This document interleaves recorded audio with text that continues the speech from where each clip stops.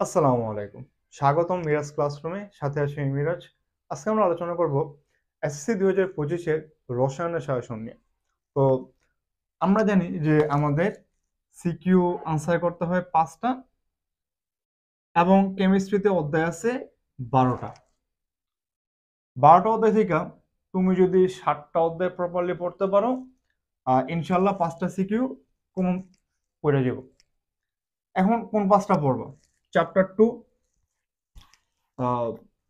পদার্থের গঠন, চ্যাপ্টার 2, তারপরে হচ্ছে চ্যাপ্টার 3, চ্যাপ্টার 4 পর্যায় সারণী, চ্যাপ্টার 5 রাসায়নিক বন্ধন, চ্যাপ্টার 6 রাসায়নিক গণনা ও মোলের ধারণা, চ্যাপ্টার 7 রাসায়নিক বন্ধন, চ্যাপ্টার 8 রসায়ন শক্তি। কয়টা হলো? 1 2 3 4 5 6 7। এই 7টা পড়লে 5টা সিকিউ শিওর কমন।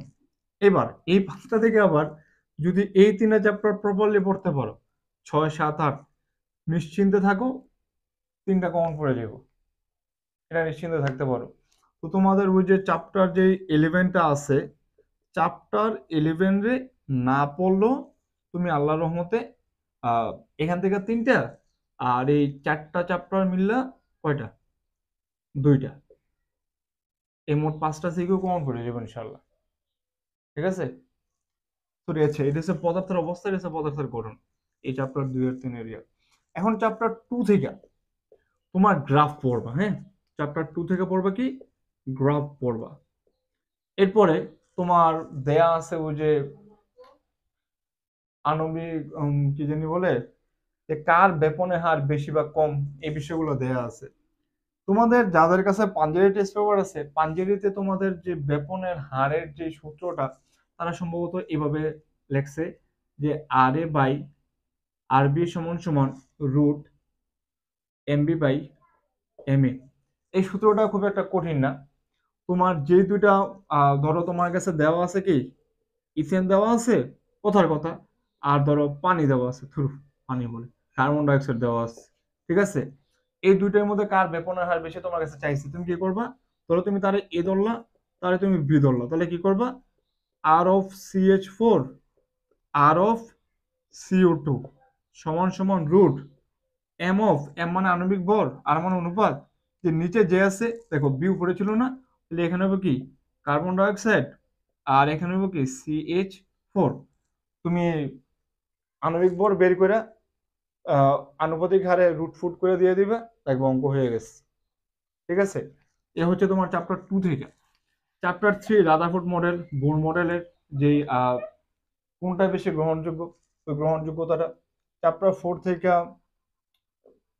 তোমার কি আছে, পর্যায়ভিত্তিক যে ধর্মগুলো আছে, পর্যায়ভিত্তিক ধর্মগুলো থেকে। চ্যাপ্টার 5 থেকে আণবিক সরি সমযোজী বন্ধন এবং রাসায়নিক বন্ধন, 6 এর অঙ্কগুলো। 7 এ তোমার ওই যে জারণ বিজারণের যে অঙ্কগুলো আছে, ওই অঙ্কগুলো একটু করে রেখো। লাস্ট সাতেলার নীতি মানে কিনা এগুলো একটু দেখে নিও। আর চ্যাপ্টার 8 থেকে তো টপিক আছে তোমার মনে হয় 2টা। একটা হচ্ছে ডেলেসের মান নির্ণয়, আর হচ্ছে তোমার তড়িৎ বিশ্লেষ্য কোষ, তড়িৎ বিশ্লেষণ কোষের যে অঙ্কগুলো আছে ওইগুলোই দেওয়া আছে। এখন তুমি যদি তোমার এই প্রিপারেশনটা একটু ক্লিয়ার করতে চাও, প্রত্যেকটার 24 সাল, 23 সাল, 21 সাল, ঠিক আছে, এই 3টা সালের যে কোনো একটা সালের বেস ধরে পড়ে ফেলবা। ধরো তোমার কাছে 24 সালের টেস্ট পেপার নাই, তুমি 23 সাল পড়ো। এখন 21 সালে তো আবার শর্ট সিলেবাস ছিল, 22 সালেও শর্ট সিলেবাস ছিল। তো যেগুলো তোমার কাছে 21 আর 22 বা 23-এ কোশ্চেন নাই, ওগুলোর তুমি 20 সাল পড়তে পারো। মোটামুটি তুমি যদি এই 4টা সাল কভার করতে পারো, যে কোনো একটা সাল কভার করলেই দেখবে যে তুমি অলমোস্ট প্রত্যেকটা সাল পাইয়ে ফেলছো, অলমোস্ট। ঠিক আছে? তো ইনশাল্লাহ দেখা হচ্ছে নেক্সট ক্লাসে। টিল দেন, আসসালামু আলাইকুম ওয়া রাহমাতুল্লাহি ওয়া বারাকাতুহু।